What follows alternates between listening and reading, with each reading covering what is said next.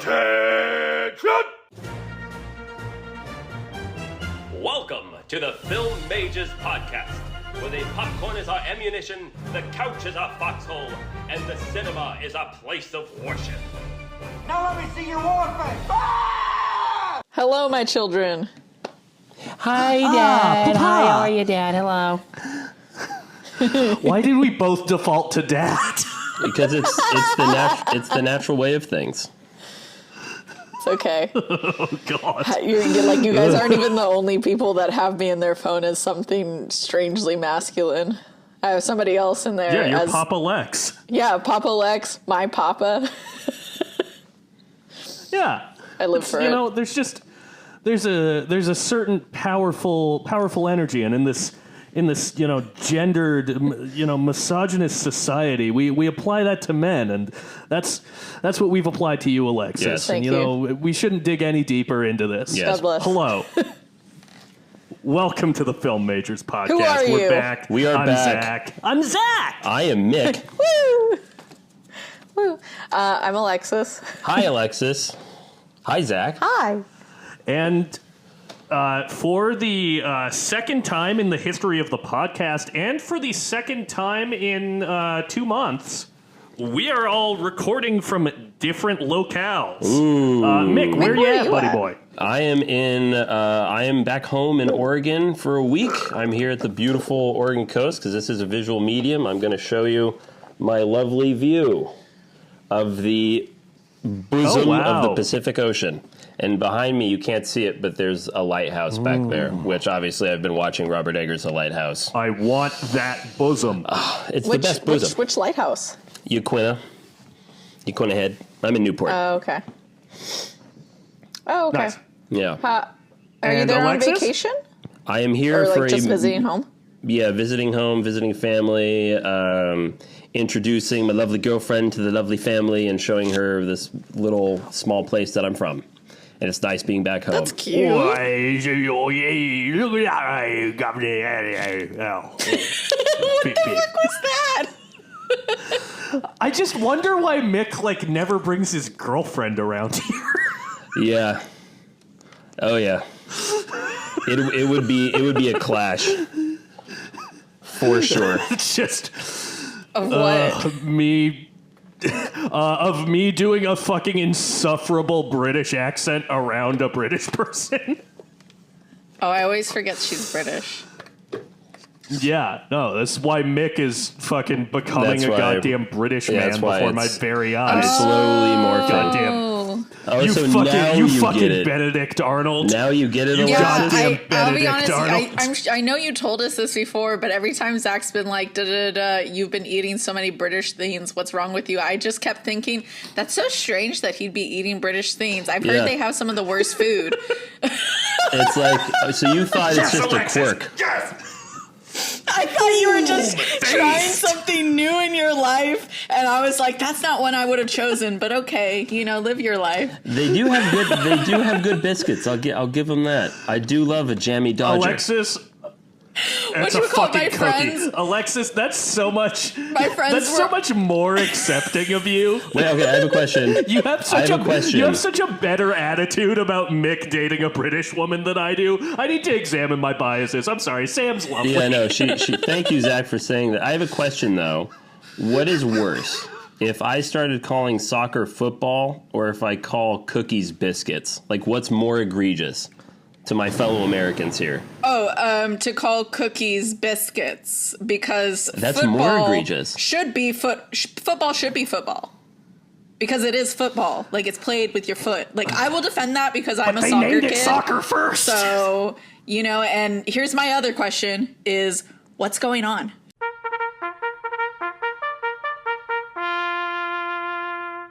Ah, there it is. Well done. I haven't gotten this moment in so long, so I really was just like, How does it feel, Alexis? No, was nobody's great. taking it so early on. We're like 4 minutes in. I was like, somebody's got to do it. Oh yeah, but I was gonna say my friends were. I know some people that were on tour in the UK earlier this year, and they very much straight up were like, yeah, no, the food's bad. Like The food's bad they even in tried England. to like give it its like moment, and they're like, no, we tried it. See, It was bad. I'm going to England for the holidays, and I'm very curious to experience it for myself because I want to try the Indian food. That's like Oh, I'm sure the Indian Yeah, food's great. that's the main goal here is to try that. I mean, as much shit as I give the UK, it is the same thing with like any fucking colonial white people power, where it's like all of the good food is not gonna be from that place. Right. Yeah. Pretty much. Yeah, Like, you don't come to know. California for California cuisine. You come for the tacos. Like, let's be real. Yep. So That's true. what is going on? That's a but good in- question, Alexis In Riz. terms of what's going on, that's a great question. I've seen quite a few films since we last recorded, and I'll start with a new one. Along with Mick, I went and saw the new David Fincher film, The Killer, starring Michael Fassbender, and I had a lot of fun with it. I feel like I'm like regressing into an earlier film bro state where I'm getting Fincher pilled lately. I rewatched Interesting. The Social Network. It's so good. I mean, and then I watched Zodiac. I did my yearly watch of Zodiac. It's Naturally. gotta. Of You course. simply gotta. America's great totemic film of the 21st century. Fucking love it. Love it, love it, love it. The Killer is not as good as Zodiac. I wouldn't put it in like the Zodiac, Social Network, Gone Girl echelon of David Fincher movies. But very fun. Feels like kind of one of his funnier movies in a long time. It's kind of poking fun at like the sort of cold, nihilistic male protagonist that like he kind of became famous for. Whoa. And I quite enjoyed it.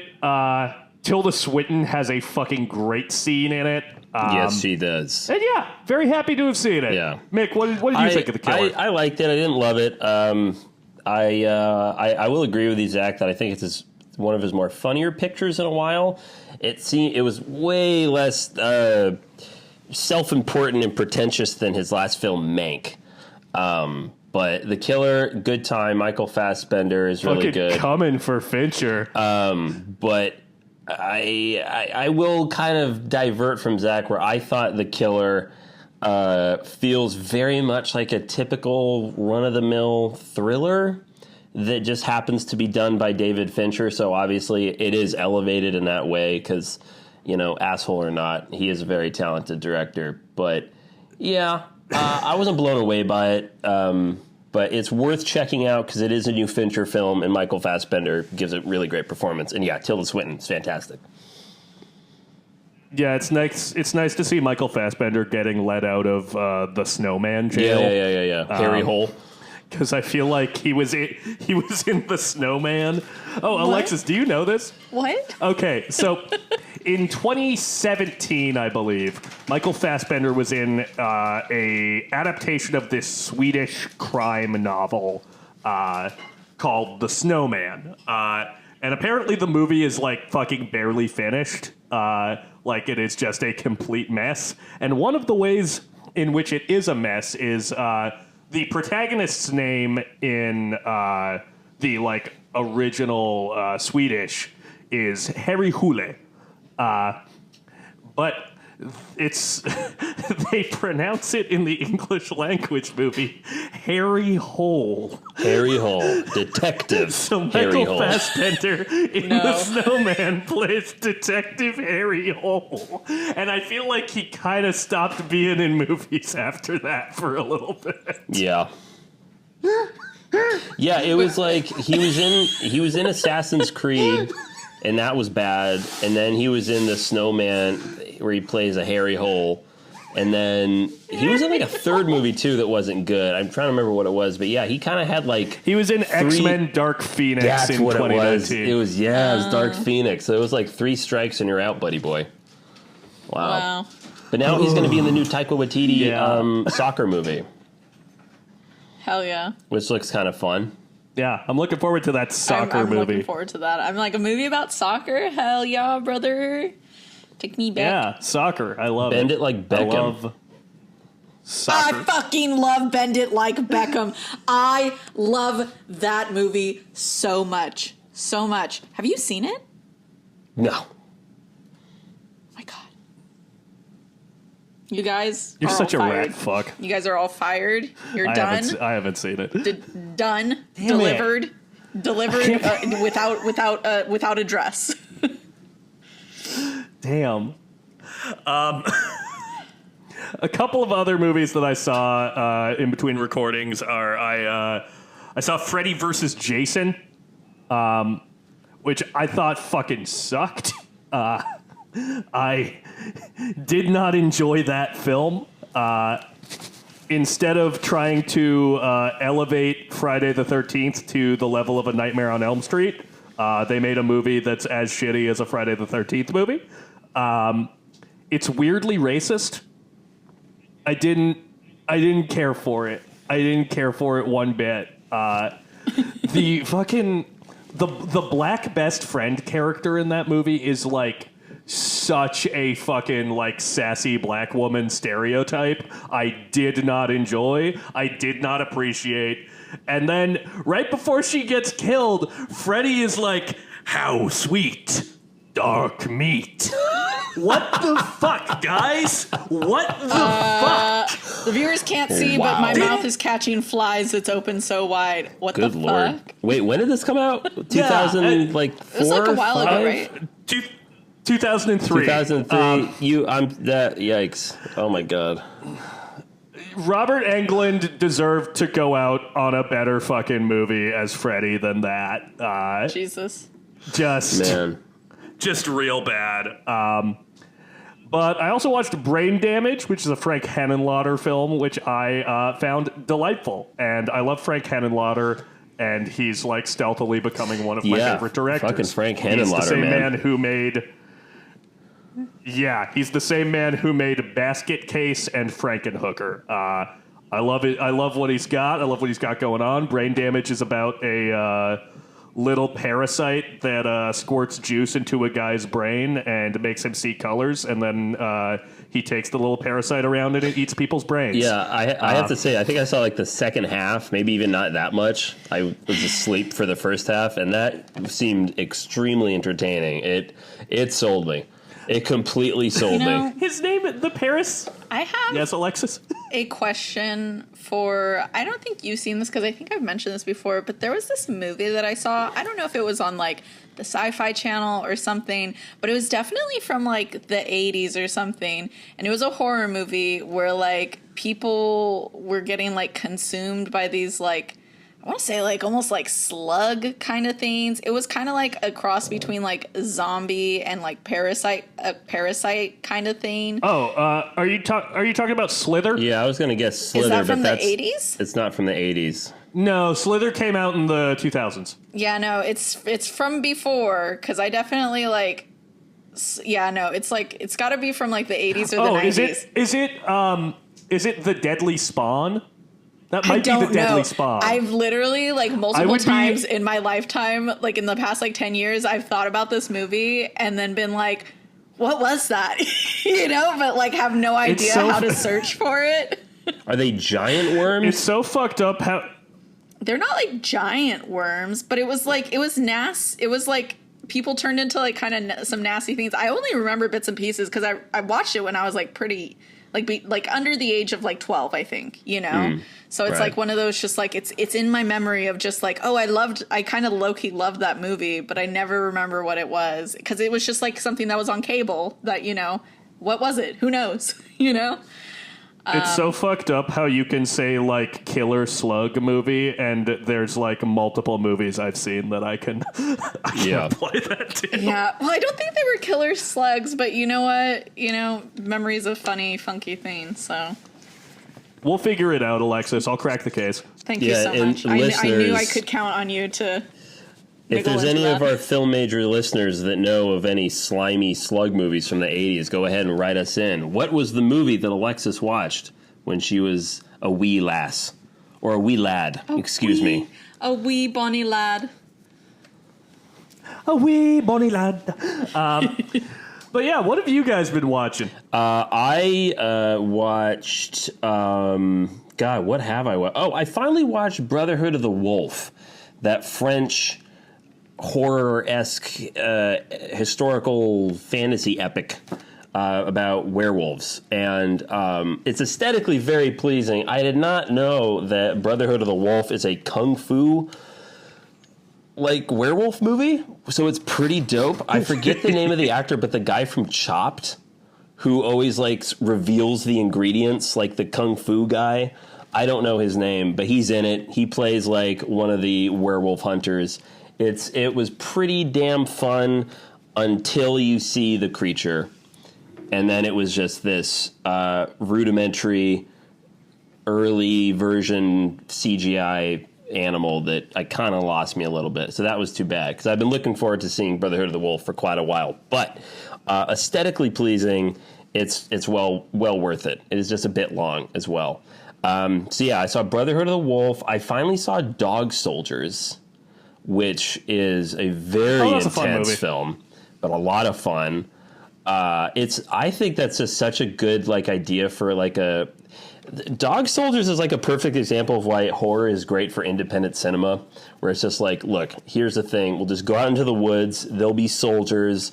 They'll be hunting down like these giant creatures, and it's super simple. It's super ridiculous. It's a damn good time. Definitely check that out. And then I have been rewatching, naturally, the Twilight Saga with my lovely partner.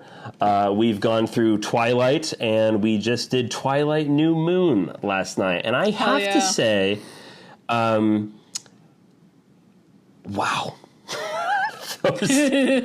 those movies are so bad. I love them. I really love them. Loca, I want the listeners to know that. Where you been? Hang on tight, Spider Monkey. It's like... Honestly, some people give Jane Austen flack for making Mr. Darcy a really toxic type person to, like, you want to turn that down, baby doll? All right, thanks.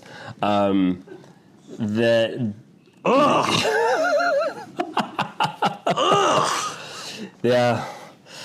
Don't talk to a human being like that. That's how it goes in this household, baby.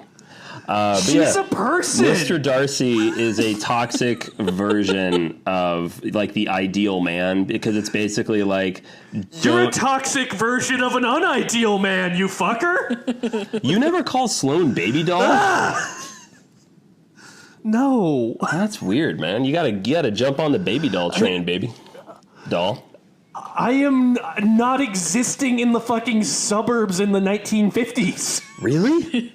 Oh man, I don't run a fucking old-timey radio show. But yes, Edward. I am Team Edward, but holy shit, that is such a bad. He makes it hard.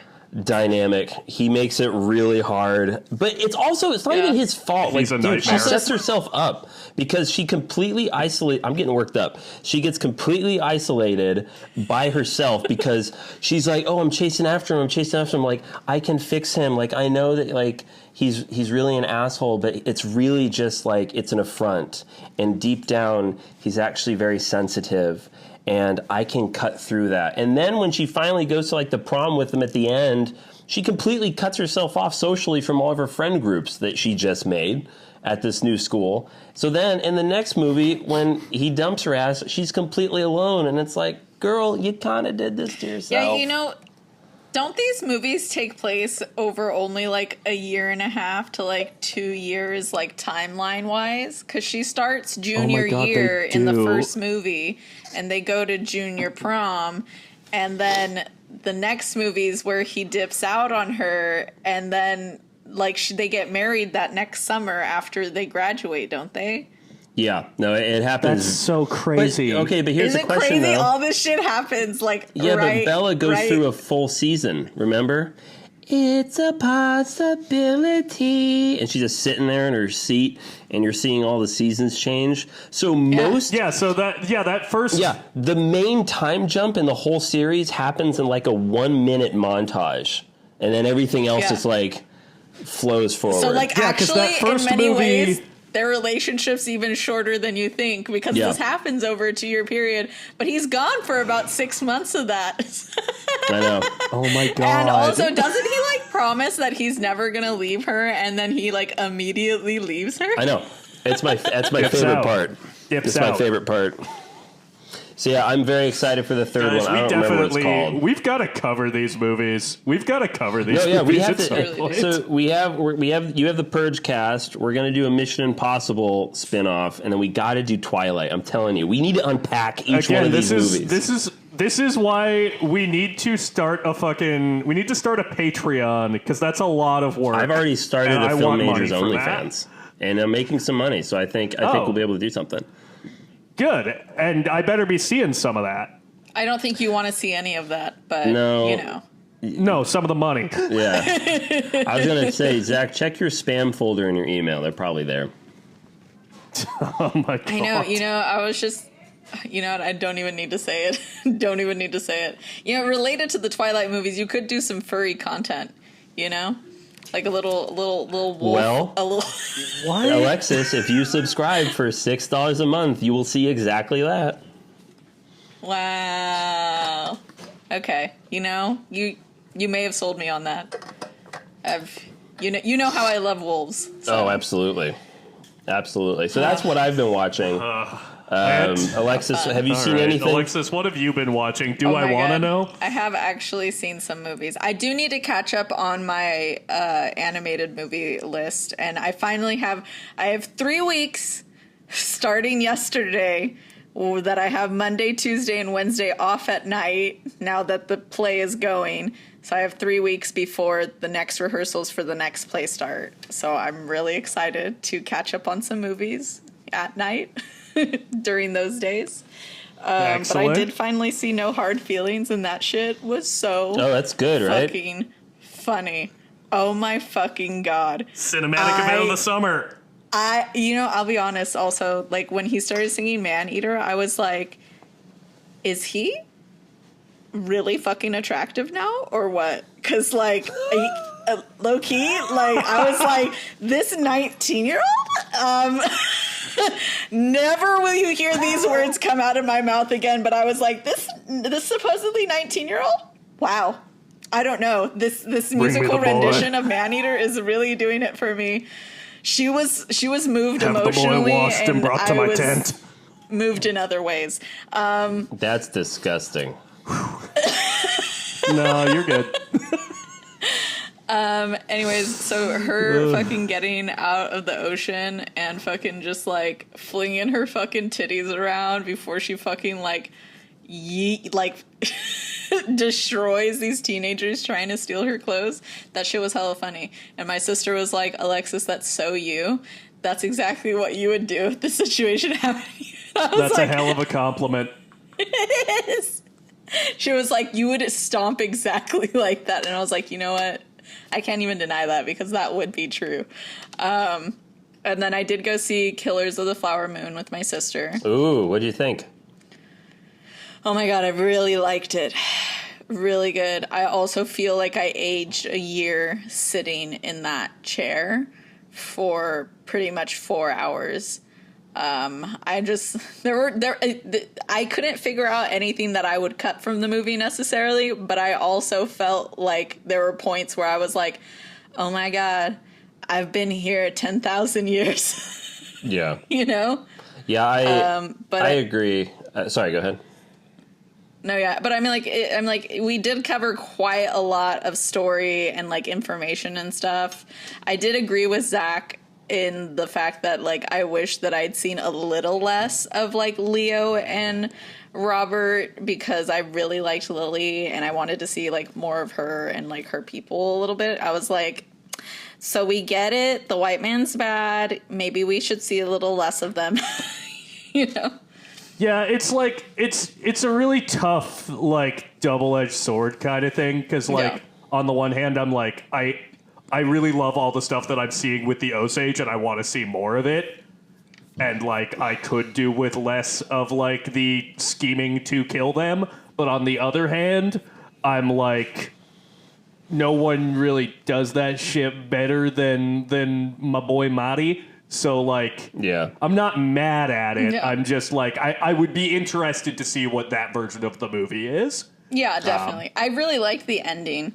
The ending's fantastic. Oh, my God. The best ending of any movie this year. I really think that. Absolutely agree. Although I realized... just like the change in format. I loved that. In retrospect, did you notice Jack White in the cameo? In which was he in that scene? Yeah, on stage. Yes, the guy he's one of the white, guys on the true crime radio show. White. Oh, okay. Yeah. You know what? You know, by that point, I was starting to die a little on the inside, like in general, time-wise. So I would love to say that I'll rewatch it to double check. But I don't know if that's going to happen anytime soon. I did realize in retrospect, after thinking about Killers of a Flower Moon a little bit, that it's like a very serious, heart-wrenching, true story version of Hot Fuzz. That's really what it felt like, where you have this community of white people that are all quite obviously in on it. And it's for the greater good. I told Zack, like, there was a part of me that kept waiting for a white character in Osage County to be like, for the greater good. Because the way they're kind of like winking at each other, or when the bomb goes off at the house, and then the guy goes up to De Niro. What does he say? He's something like, you're being too obvious about it, or you're showing your hand.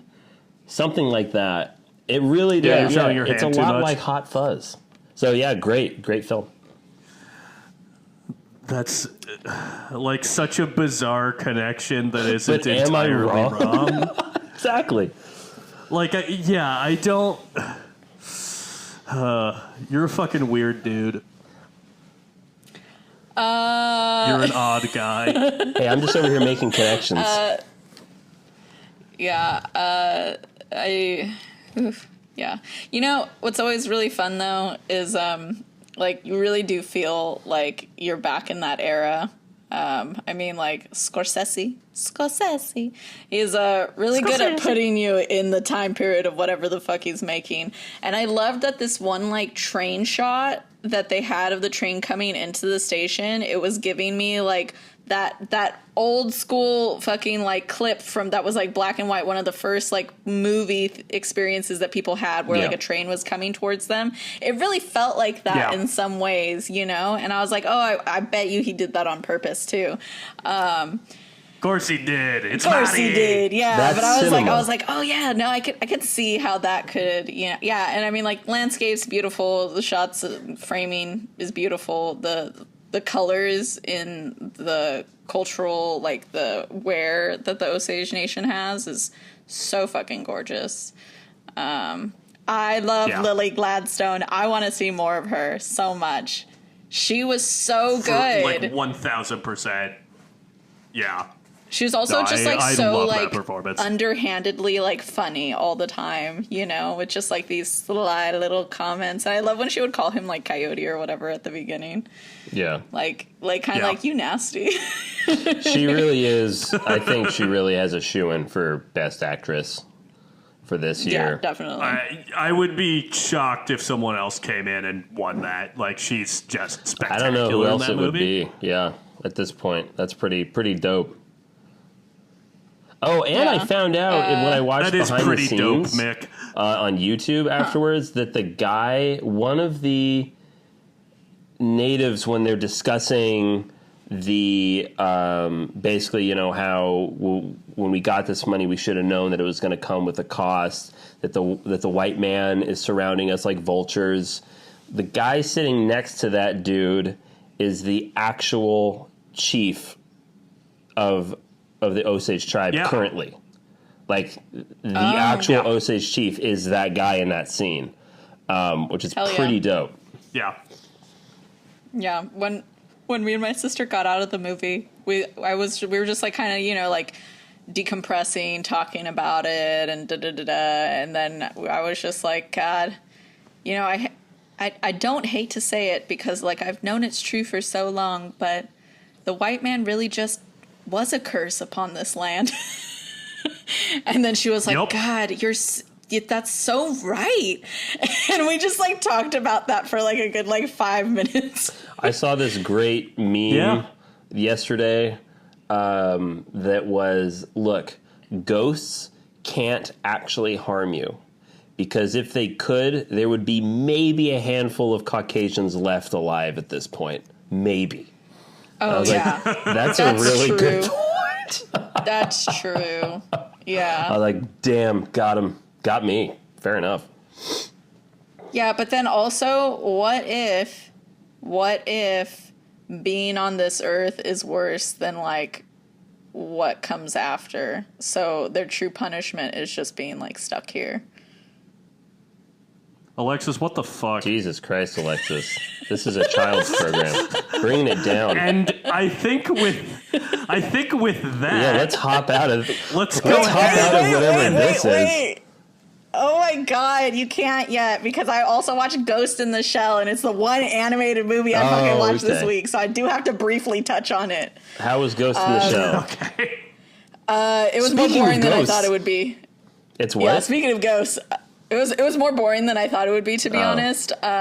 I thought it would be a little bit more action-y, I guess. Because, you know, like, I've seen Akira, and, like, Akira is just, like, it's philosophical, existential, it's all this different stuff, Akira but it's still got kick-ass. a lot of action.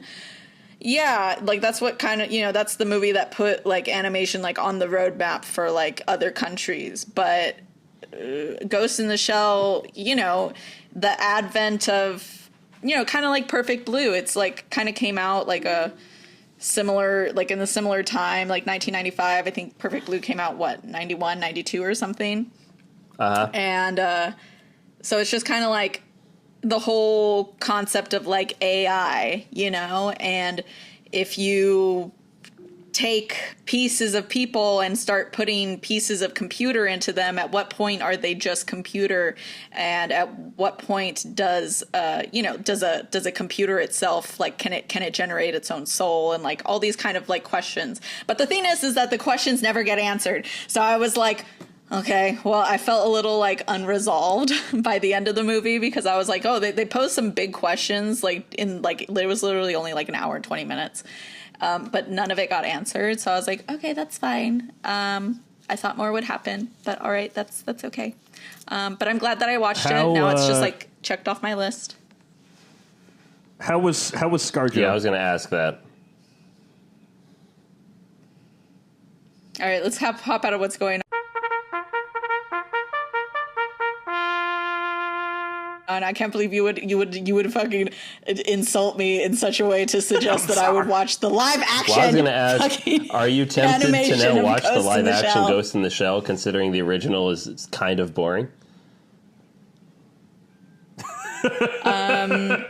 No, because why would I want to watch Digital ScarJo Yellowface. in like yellow face? You know? Yeah, like I'm like, wonder- first of all, I don't wonder if sign that's me how up they for pitched that. it. That was If that was the phrase they used. Here's the thing, though, is that the funniest thing to me about that situation is always the fact that in almost every anime that I've ever seen, their characters are usually given more European features. And it's kind of the same in Ghost in the Shell. Like the character itself, you know, in many ways she has like some more European features. So I'm like, why would you make her more Asian looking when in the first place she wasn't like overtly Asian looking to begin with. Like it just it's like an added layer of yikes. Oh, Alexis, you know? I don't know. What's that? Do you hear that? Oh my God, what is that? That's so Do you hear loud. it? Can you hear it? Choo choo. So did you get? I really I thought you thought actually you had bought a one whistle for a the wooden second. horn. I was so excited. No. It's okay. Oh it's my okay. God. I'm so sorry, guys. I'm Another so sorry to reason why we need that disappoint. Patreon. I guess I can pick up one of those on Amazon or something to buy a fucking wooden But Alexis, train whistle where's- you can where's literally get at like any children's store. Or maybe you can't. Maybe that's too old. Alexis, where's that train taking us? Are we old? Oh my God. Motherfucker, we are on a pit All stop aboard. to the animation station. Nice. Hello, Yes. conductor. Hello, I am your conductor. here's my Alexis, question for you. Weeaboo. What's our big topic? Tee-hee.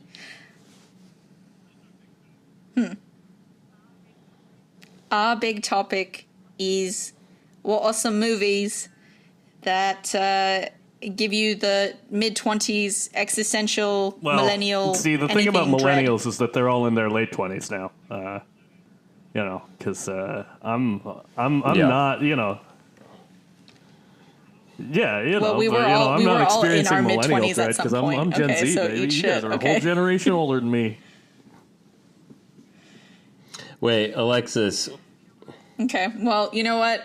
What are any movies that give you the None, I'm mid-20s young as fuck. quarter life crisis? I'm going to flesh this out with your own words, Alexis, from your original text.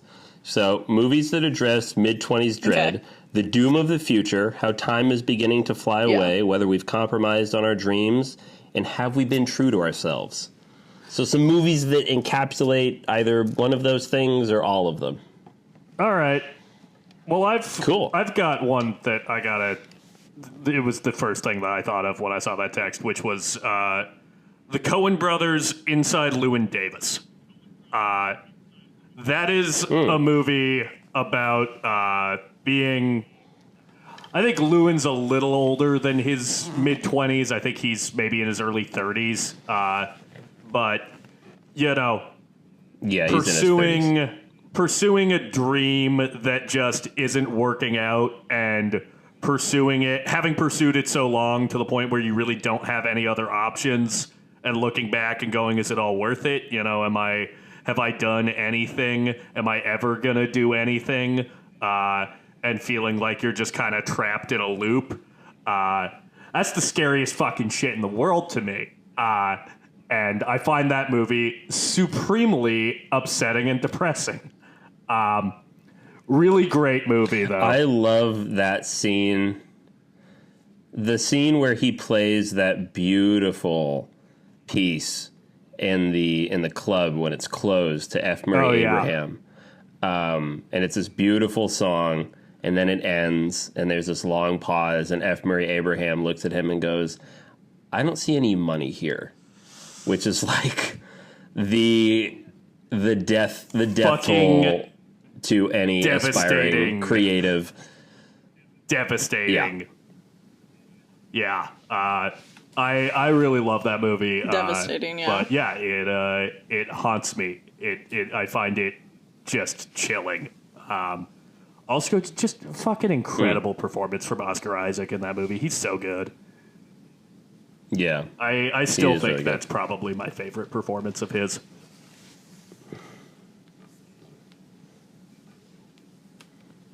And it has.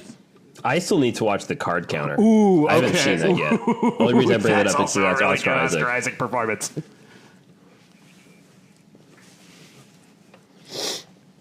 Well, I guess I'll go next. I honestly, I'm not gonna lie, I really struggle to think of a movie that encapsulates that for me, because obviously I definitely experienced the mid-20s dread. I mean, who You're doesn't? in your late 20s, buddy. Like, what am I doing with my life? Where am I going? What are my dreams? Like, all this kind of stuff. But I couldn't think of a film that kind of highlighted that for me. And really Yeah, no. So I don't even know if this applies, but hard. it is the answer that I'm going to give. Is I remember when I was younger and I watched for the first time Little Miss Sunshine, and Paul Dano's character, I forget his name, but he's kind of he's like a he's a mute, but by choice, where he's just not talking. He's refusing to talk, kind of like out of protest. And the scene in the car, because he wants to be a pilot for the Air Force, that's his whole thing. And then, like, kind of towards the third act of the film, there is like a color test to see if you're colorblind, and he figures out that he's colorblind, and he starts to have this meltdown, and he runs out of the car, and there's this really, really beautiful scene between him and Steve Carell, where Steve Carell's kind of talking to him about, like, suffering, and talks about this great French writer who was, had a horrible life, but then now is considered one of the best writers ever, and talked about how, when he looked back on his life, the years when he was suffering was actually the most constructive points of his life, because it actually meant he could learn from something and that he could grow, and that he could mold himself through experiences through the suffering, and that the years that he was happy was a complete waste because he didn't learn a damn thing. So I guess the reason I'm bringing it up is because that, to me, as a kid, when I was watching Paul Dano's character basically realizing that everything he wants to do is just not going to be possible, and kind of reckoning with that, but basically he has the attitude of, you know what, fuck it. If I can't fly for the Air Force, I'll still figure out how to fly. I'm going to do what I want to do. I'm going to do what I love. So it is kind of inspiring in the same way, especially after what Steve Carell says about how, suffering is not something to fear. It's something to use as a tool to better yourself. Because what's the saying that, diamonds only form after they've been under extreme pressure. Lovely. Real quick, nice. One other, Mick is flexing. One other film that's very much about mid-twenties dread that will hopefully be coming to a movie theater near you sometime in the next few years is Drew Patterson's American Flake, the film I was just in. Absolutely 100% about being in a fucking rut and trying to figure out where you're gonna go in your adult life. Not that I'd relate. I'm doing great. Yeah. I love that for you.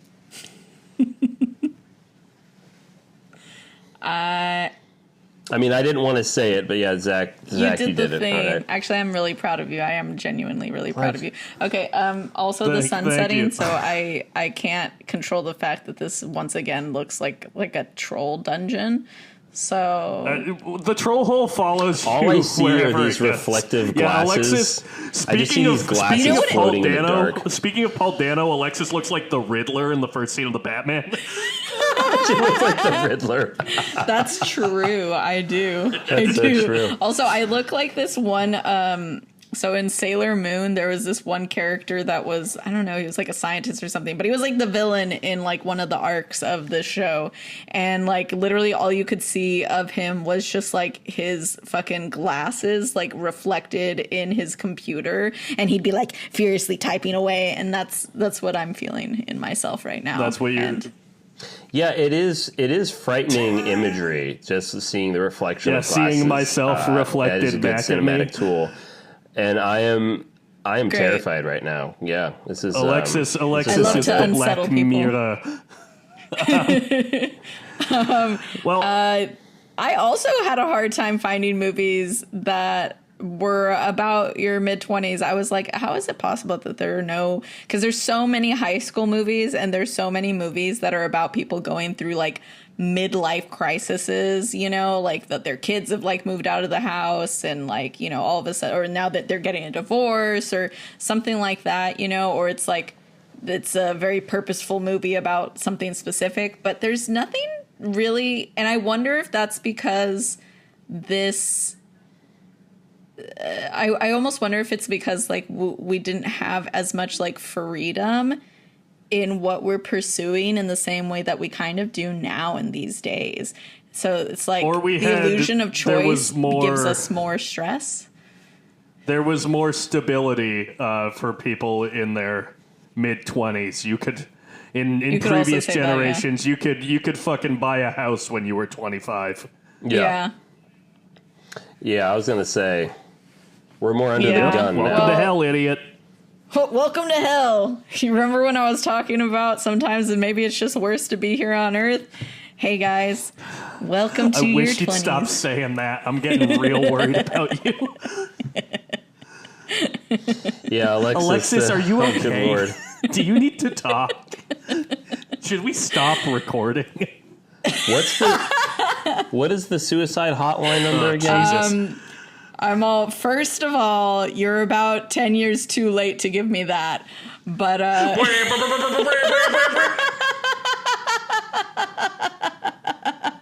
Jesus Christ, Alexis. Fuck. Coming out with this dark humor from the dark. Good God. Alexis, what's your fucking movie? I just see it's these haunting glasses floating in the dark joking about suicide. Like, what is this? I'm in one of those like new like internet horror films where people go on Zoom and get haunted. That I'm a character right now. What would this be? Round rimmed glasses? That's the name of the movie, Round Rimmed Glasses. Okay, anyways, what the fuck was I even talking about? Okay, what's your movie, whatever. Alexis? It's Tick Tick Boom. I know you're gonna hate it, Zach. I don't think you've seen it. Yeah. No, I've seen clips. I've seen clips enough to know that I will never see that film. It's just, and it's not technically about your mid-20s, but I think that the theme of it still stands because it's somebody who had an idea of where their life was going and what they were trying to do with it, and then they realize that's not fucking gonna happen. But also they're spending all this time trying to make it happen, and it's not working out. And it's like, what is all this work that I have done in my life, and where the fuck is it going if it doesn't go to this thing that I had planned on? And so he has to pivot, basically. I love a movie where, like, a character just their main takeaway is just learning that they have to pivot. Yeah, it's like in Spider-Man 2, where it's like sometimes to do what's right, we have to give up the things most important to us, even our dreams. That's a movie about mid-20s dread. That is actually, that's a really good choice, Zach. I'm really proud of you for that one. Thank you. I love that film. I do too. Well, Alexis, why are we talking about this? We're talking about it because we watched a movie. Just because we're not doing okay? Well, it's never a bad thing to point out something that has become an increasingly large problem in our generation. Wait, hold on. Can we no longer in films are we going to talk about the main conflict? It needs to be the main problem because it's the problem in the plot. I like that. That's the new film term. Is okay, but what's your main What's the problem I'm looking at? So what, I don't even have this shit pulled up, and I'm afraid to pull out of my fucking voice note recording because it's like tried to stop like 3 times. I can do it. It's only yesterday. I think it's from 1991. Correct me if I'm wrong. Directed by Isao Takahata from Studio Ghibli. If you want to read us the synopsis, go ahead, Nick. So only yesterday, unmarried career woman Taiko Okajima takes her first extended trip outside her native Tokyo when she travels to rural Yamagata to visit her sister's family during the annual safflower harvest. On the train, she daydreams about her pre-adolescent self. As her vacation progresses, she has extended flashbacks about the frustrations and small pleasures of her childhood and wonders if her stress-filled adult life is what the young Taiko would have wanted for herself. I think Google watched this one. I think so. I think Google watched it. Yeah, that's pretty good. I think they watched it more than I did. Honestly, that's actually a really good. Summarization right there. Let's start with Alexis. Let's start with our conductor of the animation station. I'm like, I read that and I'm like, I should watch this movie. That sounds good. You hold off, Alexis. Why did you pick this film? I picked it because it was an Isao Takahata movie that I hadn't seen before. I've seen Grave of the Fireflies and I've seen Tompoko? I don't remember. It's the one with the fucking raccoons whose fucking balls are magical. Well, they're magical and their balls are also magical and turn in like shapeshift into shit. And it's a very, you're giving me that look, Mick, and that's the exact same look I had in the theater when I watched that for the first time on like one of those like, monthly Studio Ghibli things.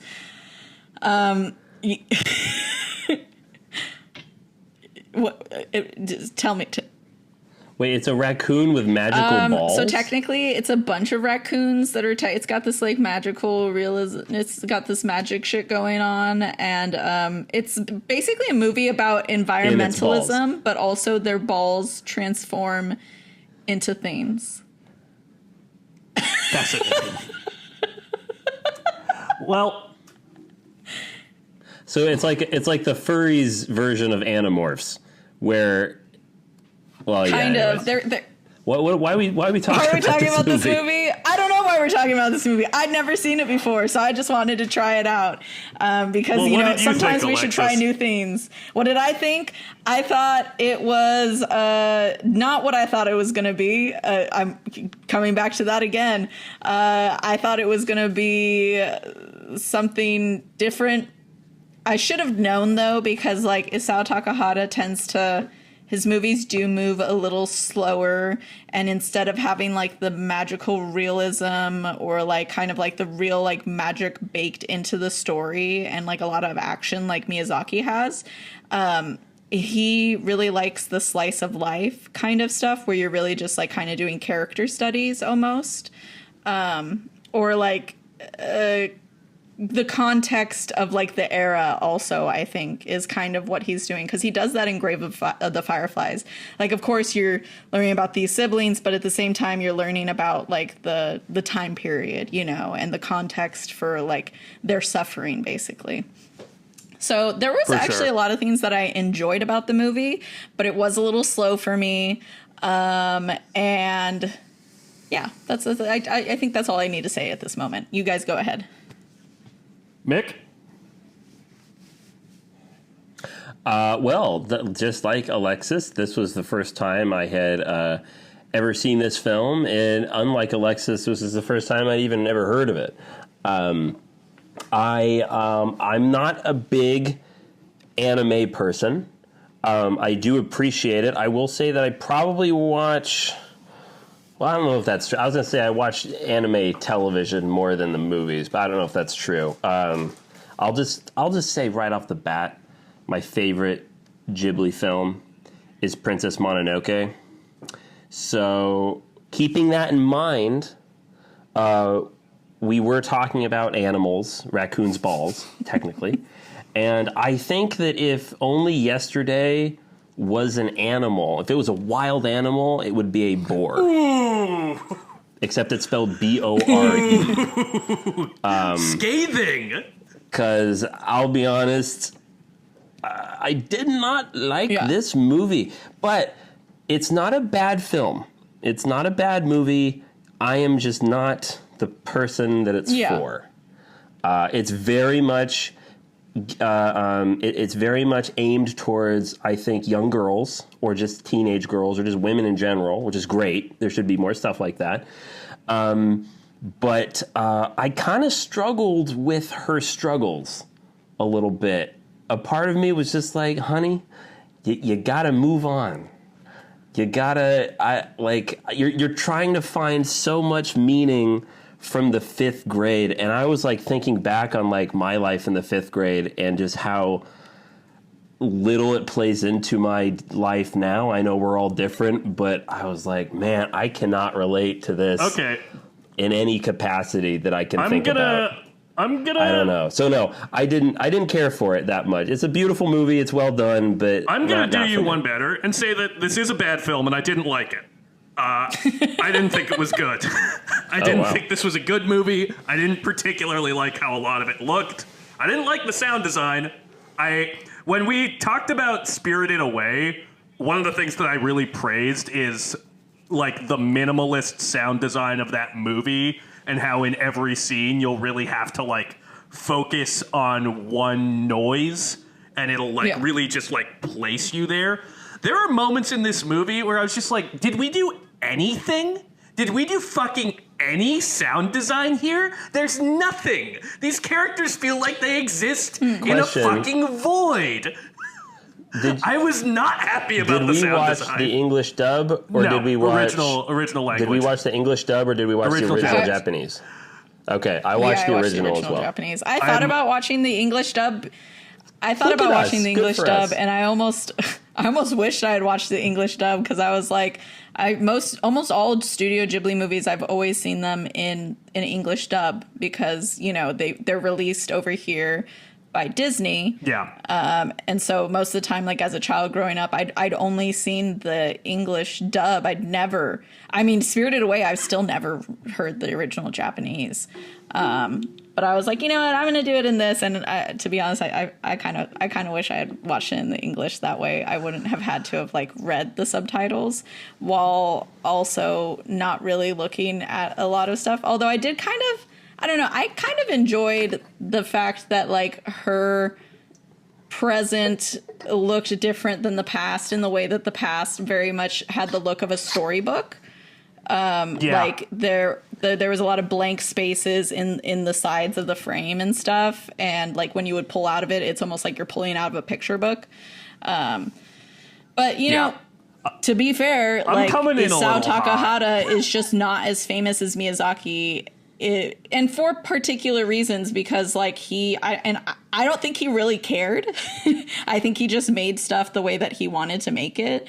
And so I'm like, respect, whatever. I also think it's... I would have found this far more compelling had it been live action. Honestly. I think had this been actual actors, it would have... His story still maybe would have I would have struggled to just kind of stay with it and hold my interest. But this was just it was a little laborious watching this, having it be animated, because it's just, again, he does that. It's very much a slice of life thing. I think when it comes to anime, it has to be a little bit more heightened and fantastical for me to hold my attention. You need some keys to be jangled. Not that. I need some keys to be jangled. Not that. It's just like this could have so easily have been live action, and it would have been more compelling, I think. So I don't think I would have watched it if it was live action. It would have just been another live action slice of life movie. I think I'm more likely to watch a slice of life in animated form than I am sometimes with live action movies. So earlier this year, there was something that one of Sloane's friends said to her about the movie. I believe it was called You Hurt My Feelings. I didn't end up seeing it. It was with Julia Louis-Dreyfus. He saw the trailer for this movie, and Sloane was like, I want to see this. And Josh was like, I don't know, this kind of looks like a sensitive person's movie. And then he was like, it just seems like a film that really relishes in the little feelings. And that's kind of how I felt about this. Again, I came in a little hot, calling this a bad film. I don't know if I think it is a bad film. I do think it has bad sound design, and that made me mad. I think I don't pay attention to sound design as much as you do, so it doesn't bother me as much.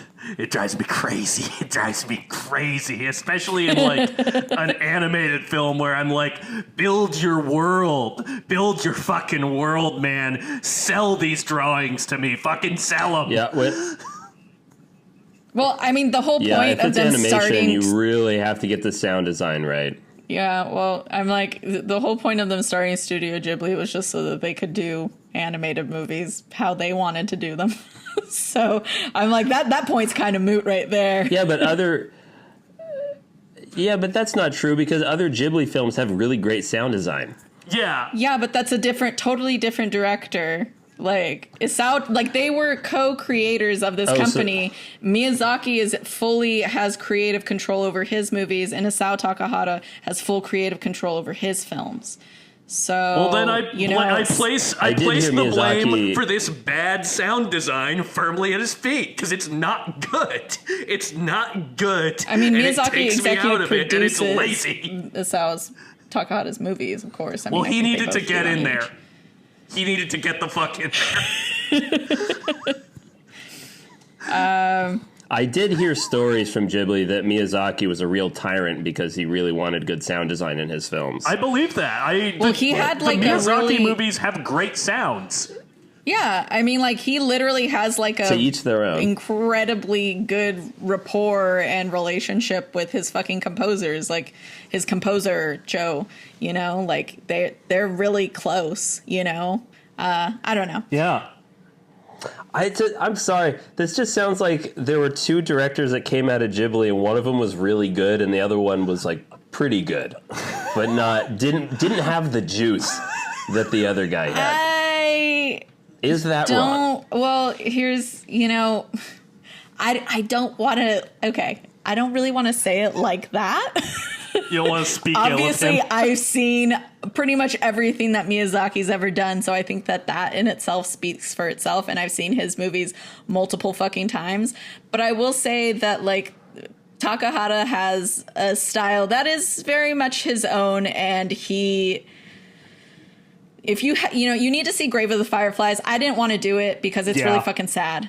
I didn't want to I knew that would have been his stronger movie to cover, but I also didn't really want to like commit us to watching a movie that is that fucking sad and that we have to talk about like these kind of atrocities and then probably have an argument about the Japanese in the first place.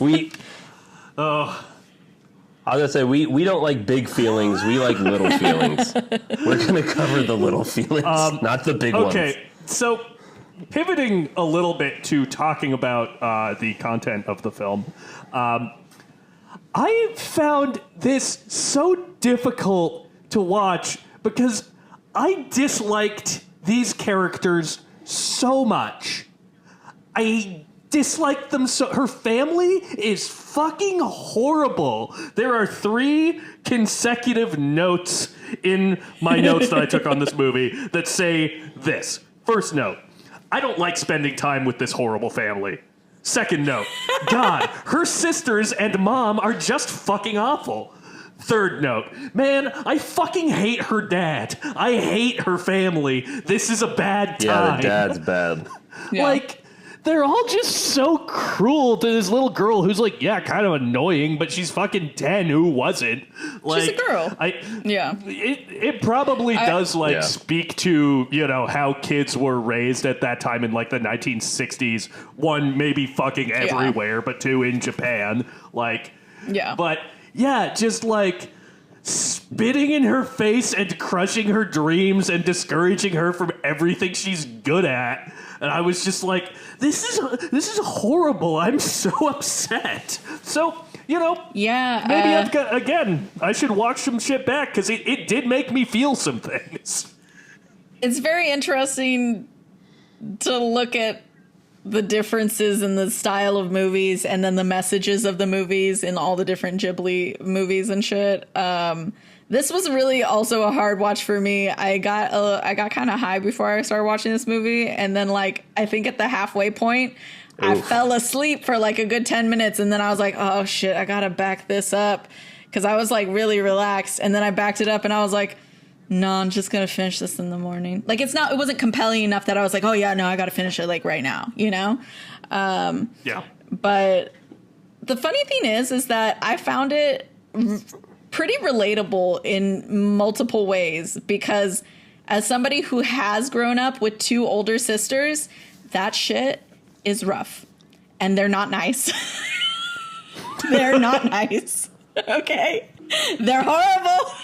And they make you feel like shit and that you're not wanted and that you don't belong. And so I was like, I feel you, girl. I feel you. Also, funny note, there's like at the very beginning, she says, that her sister, I think it was like Taiko or something, was really into this Takarazuka actress, right? And you guys don't know this, but like in Japan, there is this like specific theater, Takarazuka or review or whatever, and every single role in the theater is played by a woman. And so there's, the women that play women, and then there's the women that specifically play men. And so I thought that was a really interesting detail, just in the fact that I was like, is her sister gay? I had this moment of like, or maybe she just has like a really fat girl crush. Right? Maybe she just has like a really fat girl crush on this Takarazuka actress, because like, it is socially acceptable to have like crushes on women, like as long as you like don't get with them, I think, or something like that. Anyways, correct me if I'm wrong. Doesn't matter. But yeah, the fucking flying sequence though, where she talks to that young boy or whatever, and then she like flies home like with a little rainbow. I was like, that's really cute. That's exactly what having your first crush is like. I felt that. Yeah, I enjoyed that. I feel like I started out feeling one way and then kind of came around to like the minimalism in the backgrounds of the like flashback sequences. Because like initially I was like, okay, this is starting to feel kind of samey after like it was a lot of like these sort of minimal white backdrops. But then as Taiko looks back on her life and like gains more perspective on it, those backgrounds start to get filled in. So I was like, okay, no, that's like an interesting visual choice that I see what you're doing and can appreciate. Yeah. Yeah. I actually cried twice. At which points? I did. Really? I cried after her dad hit her. Yeah, it's fucked up. Have your parents ever hit you guys? I mean, I guess maybe you guys can't say because your parents listen every week.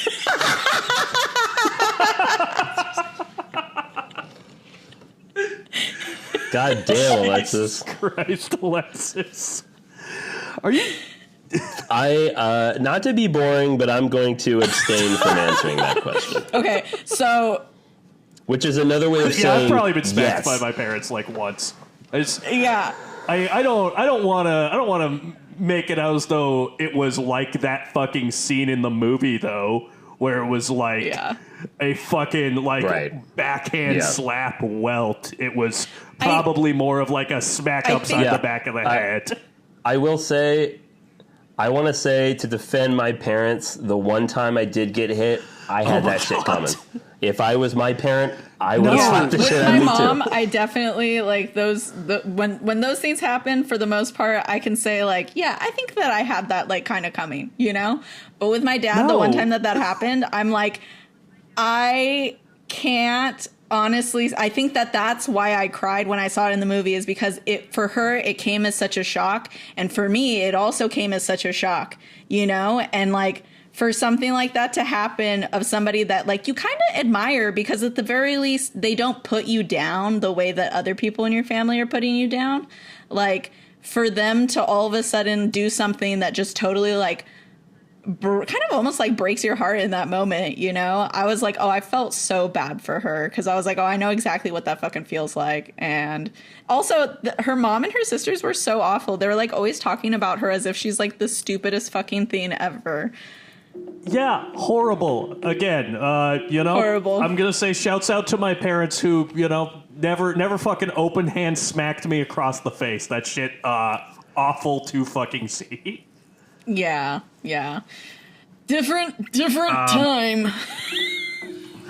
God. You know what I'm gonna complain about now? Oh, tell me. Who doesn't fucking like onions or pineapple? Oh, yeah.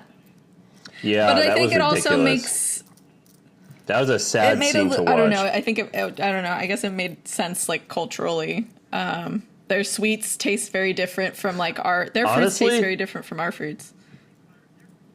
That was, like, This goes to my eyes are in my stomach, I guess, because that was like the saddest scene for me was when they're like, we should eat this pineapple. We don't know how. All right, well, let's figure out how we eat it first. And then they all sit down as one big, maybe not so happy family, and they all take a bite, and they're like, ugh, it's hard. This isn't good. And like I couldn't tell if Taika, she's eating it. She's like, I think this is delicious. And then she takes another piece and she's eating it and she's like really like fighting through it. And then there are tears in her eyes. And I was like, oh, this is like, does she actually really like it? And she just feels sad that her family. No, I don't think she liked the another pineapple. way of kind of like shitting on her dreams, or is she just fighting her way through it? And she's making herself cry because she also does not like the stiff pineapple. I don't know. I feel sad. I don't like this. I do have to say, though, in defense of the pineapple scene, is that how you guys cut a pineapple? No, that is not how I cut a pineapple. That looks It's like close. a really good way to cut a pineapple. I It feel does like actually. I've been cutting. Yeah. I feel like I I've will- been cutting a pineapple like I will be cutting my shit. pineapple I've in a been new cutting way. my So we all pineapple learned like something fucking from this shit. at the very least. Yeah, no, I definitely.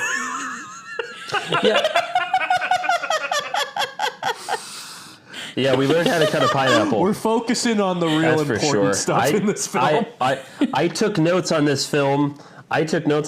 And all of my notes are just how to prepare a pineapple, like correctly. Wow. That's all my notes are I for have this. this note that says, fuck Aoki, the fucking bitch who fucking got the chance to be an actress after her. I literally was sitting there like, fuck that fucking bitch. Fuck her, because I know a bunch of little fucking skank-ass hoes back in those days who, if they got one good thing coming to them, they were, of course, telling every fucking person on the block about that. And then you're like, I don't know if your family taught you to, like, not brag and, like, be humble kind of in the same way their family did. But, like, I was not Do you think they did? taught Look at to me. be boast. Huh? Do you think my family taught me not to brag? You know me, right? Yeah, actually, I don't know why I asked either They of you. need They need because, to discourage my fucking dreams way more.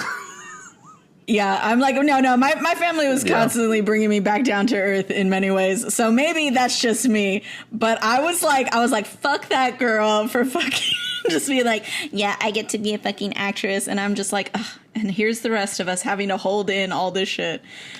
Fuck you. Anyways, no, that was something personal. That was a personal grudge that I took into this movie. Nice. That was a fresh hot take from Alexis. Get your hot it's takes piping in. hot. Okay, can I complain about something outside of the movie about the design of the website Max? Yes. So, Sure. this movie, like, the resolution of the sort of romantic subplot in the present day comes over the closing credits, right? Yeah. Max fucking makes the screen teeny tiny and starts suggesting other movies, like when that starts, like when she's on the train with the old man before she gets off and like goes back. Wait, that's when I No, turned Nick, off the there's movie. more. There's Yeah. more after that? I almost did. Oh my I almost God, did, no, and I it's- was like, As soon as the old man sat down, yeah, no, I was it's in. I was like out. I was about to, but I was like, no, it seems like there's still things happening. I'll stick it out, and like.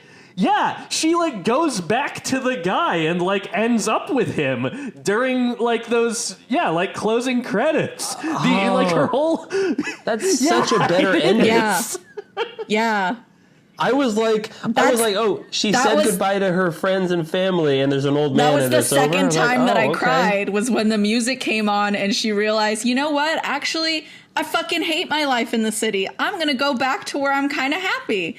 And then I start and like I really loved the song that they chose. That And I just makes I was way like more crying. sense. Like I finished the last half of this movie at like 7 a.m.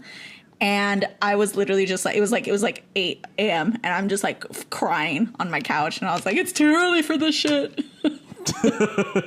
Hot takes. Wow. That's way more compelling because, quite honestly, for me, the most compelling part of this movie was the adult storyline when she's in this country village. And I actually really like the scene that when, I forget his name, but when she's with her, I guess, her love interest, and, you know, they're looking out over the valley, and she's like, oh, I love being in nature, and that's something I completely relate with. And he says, you know, it's so funny that city people come out here and say that they love being surrounded by nature, but all of this is man-made, like that creek, or all of these trees were at one point put in as saplings by people generations ago, and the way the fields are here is because it was all by design. And I thought that was actually a really interesting thing, and that's one thing that I really like about Ghibli films is their stance on environmentalism and how they always make that a thread through all their stories. And this movie's no different, where it talks about this movie is, you know, talking about how important it is to kind of surround yourself with nature and the harmonious balance that exists inherently in like Japanese farm culture, where they take from the land in a very considered, balanced way. They give back, and it's this give and take that is in complete balance with itself, you know, more or less. And I thought that was really beautiful. That was the most where I was really engaged by that.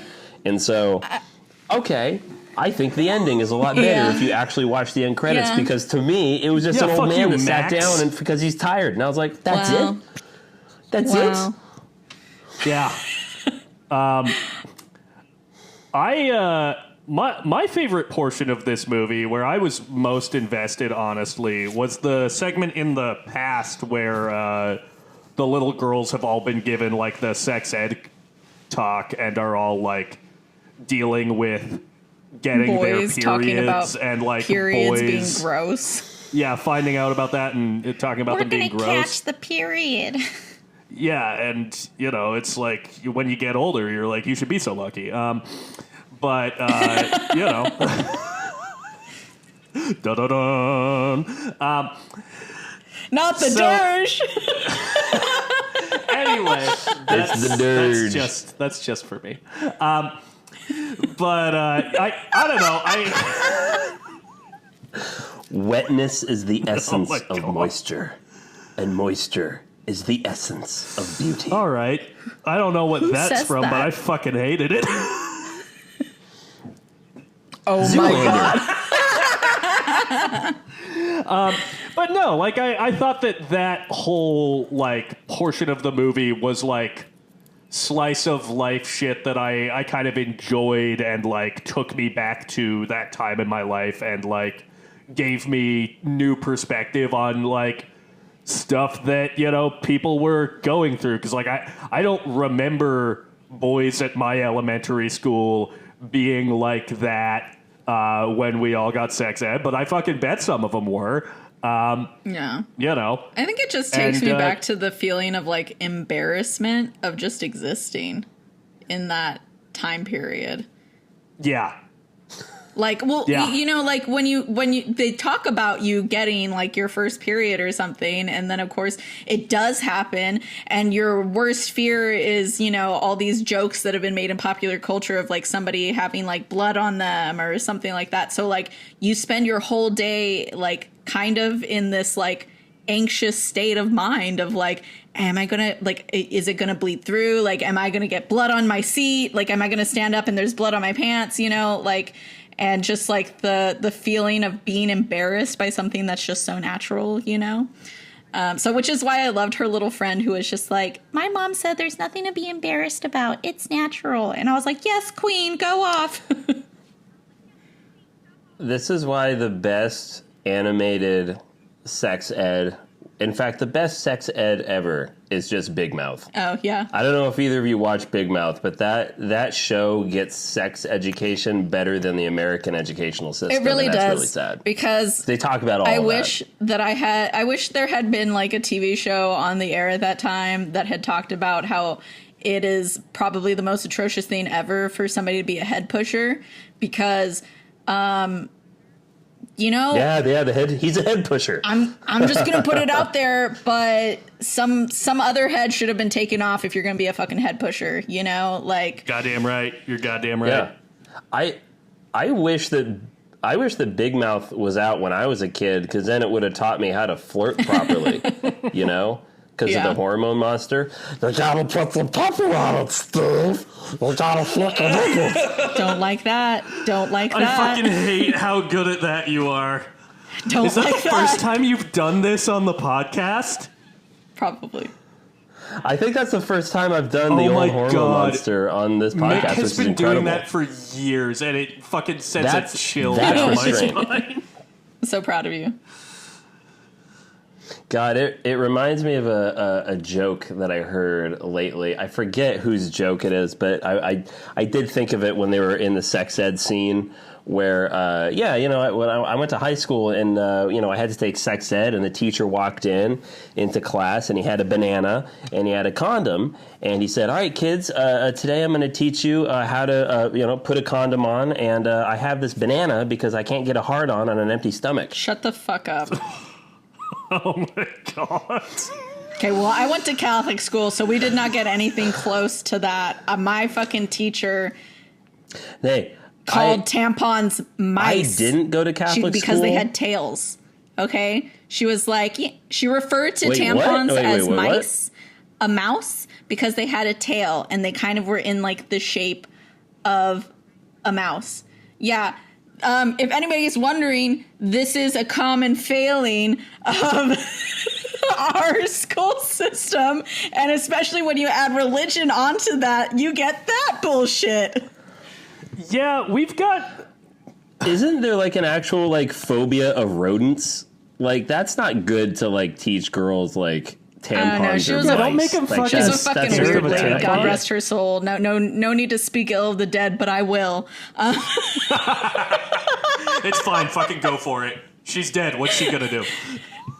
Yeah. Okay. Never mind. Anyways, yeah, I did really enjoy that part. Did you guys have anything else to say about periods, or should we?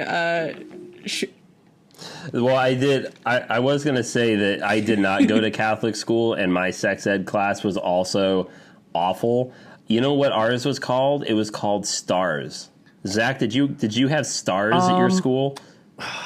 God, I don't remember. I feel like all things considered, which is an acronym. All things considered, having heard about other people's sex STARS, ed, mine like wasn't that bad, but it wasn't great.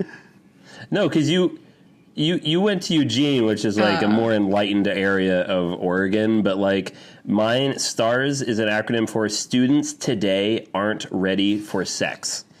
That was the name of our sex ed. It was basically just an abstinence course, and it showed us like commercials, like shampoo commercials and toothpaste commercials, and then they would pause it and be like, so what are they doing wrong? What are they using to sell this product? And like there'd be a kid like raise their hand and was like, is it sex? And they're like, exactly. They're using sex to sell these products. And that's such a great way to sell a product. And I look back on that, I'm like, that wasn't sex ed. That's just fucking okay. The mice thing happened in the 5th grade. I don't remember what was the 6th grade, but I think because we had a male teacher that year, we got sent back to that same fucking lady for the 6th grade. But in the 7th grade, our teacher at this Catholic school was a former cop, and also like a low key lesbian, you know. We all knew, but like nobody talked about it, you know. Well, I mean, like the kids all talked about it, but anyways, she threw on for our like thing just a video that was on the dangers of chlamydia. And it was just people talking about getting like STDs. And I think that is maybe, you know, a form of like trying to get you to practice abstinence by making sex something really scary and dangerous. I feel like, you know, a lot of sex ed I had was like focused on STDs. Like we did talk to some extent about like contraception, but that was like, I feel like one lesson. And then there was like a lot of fucking STD talk. And you know what? I'm out here fucking clean as a whistle. And I was in college getting my little dick wet all the time. So, you know. It's just huge contraception. I have something to say, but it's not appropriate. What All was right, that? moving on. This is a bad episode, guys. This is a bad one, and it's my fault, and I'm sorry. I need mouthwash. Moving on. I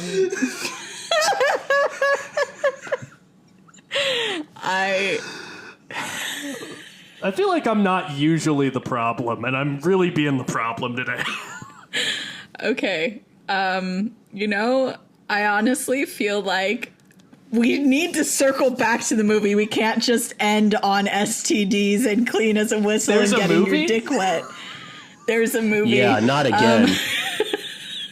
There's a movie. Okay, one of my favorite things was the part where she was telling him about this young boy that was really dirty and that like nobody wanted to be around. And like I think she was telling him about it because she felt guilty for like, I don't know, like maybe not being his friend or something. Do you not like that part, Mick? No, I hated it. It was so dumb. Because he's right. He's like, yeah, the dude was just a little weirdo and he probably liked you. And she's like, no, you weren't there. You don't understand him. And then he's like, hey, was he really lonely? Did he have no friends? Did he sit alone? She's like, yeah. And he's like, yeah. No, I know that. And it's like, yes, it's obvious. My earbud just fell out. Of course, it's obvious. but you don't really think. I was just like, how is this something? How is this something that still haunts you to this day? That's like, what that's I wanted ridiculous. to talk You about. didn't figure this out. I'm like, glad that I brought this up because what I actually wanted to talk about is I didn't have these kinds of revelations and thinking so much about my past at 27. Like that was literally just like a year or two ago for me. So I was having these kinds of like looking back on shit retrospectives like in high school and like directly out of high school. But I also think that that's kind of speaks to like where we are culturally. Because, like, for her, like, I think it may be, like, the 70s or maybe, like, about to be the 80s based on, like, the style. Yeah, I think the modern like, day stuff is, like, 80s, I think. Yeah, like, early 80s. And I just kind of think that, like... Yeah, because the bullet train didn't start operating until 84 in Japan. Yeah, so I think that... especially like in Japan, like they're raised to just, they go to school, they need to get into a good college because they need to get like a good job, and I mean like obviously it was kind of the same in like America when we had like Reaganomics, that's kind of the same thing, you got to go to school, you got to get into a good college, because you got to be a fucking capitalist or future enterpriser or whatever the fuck. But when you're focused so much on that, then I don't know if you get to really think about all of that. I've never personally been so focused on plans in a shocking turn of events. My disarrayed life. What? But I think that it allowed me like a lot of like time to really focus on like what it is that I regretted about who I was like as a kid and things that I did or didn't do or said or didn't say to people. But I think that maybe these kinds of realizations have just come a lot later for her. And I don't think there's anything wrong with that, And of course, like some of the things, it's like, why are you focused on that? Doesn't matter. Sometimes your brain focuses on things that don't fucking matter. It's called anxiety. It's called all these different things, like, fuck it. Who cares? So was the movie my favorite? No. But, was it okay? Maybe. Well, I think this film really spawned some fun conversation and gave us all a lot of things to think about. Yeah, we learned a lot. Yeah, I really love the ending song, though. The English version of it's really pretty. I don't remember what it is. Yeah, I thought Smash Mouth was a weird choice. Fucking damn you. Well, Love is like a river or something like that. Sure. Alexis, where's this train taking us to next?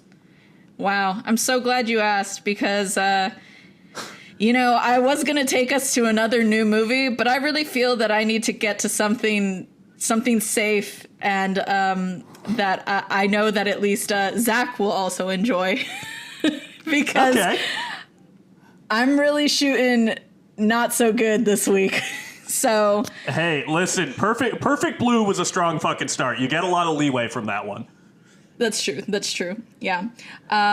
Well, it was between two movies. I'll tell you what it was between. So originally it was between this movie called Flea, which is so it's like a I've heard Middle of Flea. Eastern. Yeah. And then Kubo and the Two Strings. And so we're gonna go with hell yeah. we're gonna go with I love Kubo that and the movie. Two Strings because I figured that as we wrap up the end of the month, because we will be focusing on one of my most nostalgic movies for our final week, that we should lay into a little nostalgia in the animation front. So we're gonna do I believe it's 2016's Kubo and the Two Strings. Fuck yeah, Travis Knight directed and starring Matthew McConaughey and Charlize Theron. I fucking love Kubo. I'm really happy that we're getting stop motion animation because that's not something. It's Leica No, Studios, absolutely isn't not. it? Yes, it is. Yeah. I fucking man. love Leica Studios. Oh my god, one of our. I've got. Ooh, okay. I'm gonna have so many facts for this one. I'm so excited. Oh, I'm so excited! Yay! We love facts. Hell yeah. I'll talk a lot more about the movie and a lot less about myself, and I think that's going to be better for everybody. Great. Some movies that I'm going to try to watch in between now and then is that movie Flea, and then which is available on Hulu, and then also Your Name, which Mick, you've seen that. I think you watched that with me. Your Name, from a few years ago. But yeah, so. Probably. Well, if you want to find Kubo and the Two Strings, which is indeed a 2016 film, you can find it on Pluto TV and Tubi. Guys, Tubi. sponsor this show. Tubi. Respond to my emails. You should sponsor. Yeah, we are you not should sponsored by sponsor the Tubi film yet. majors because we love you. And you know what? Actually, we should stop saying nice shit about Tubi because otherwise they're not going to give us any money. Tubi, the ball is in your court. It really and is because you have the moment to capitalize on people that take 10 minutes to talk about how desperately we need better sexual education in the U.S. You know, we're doing important work out here. We are, thank you, and that's the only things. Those Thank were the God only for things us. that were said during that segment. Exactly. Now, if you want to find us, the Film Majors, on social media, you can find us at Film Majors Pod on Instagram, Threads, Blue Sky, and TikTok. And if you want to shoot us an email and give us your thoughts on what the hell we just said, you can email us at filmmajorspod@gmail.com. And I think we got to fucking race the fuck out of here because things really got off the train got off the rails, and it's got to get back on them and head to the animation They station. did go off the rails. I mean, with me So- as the conductor, were you expecting anything less? Yeah, I think I was more surprised that I feel like I kind of grabbed the fucking, like, stick The in horn the of the goddamn bull? engine room. Yeah. Oh. That just it was just tossing logs on the tracks. So I apologize for that, and I'll be better next time. Love that.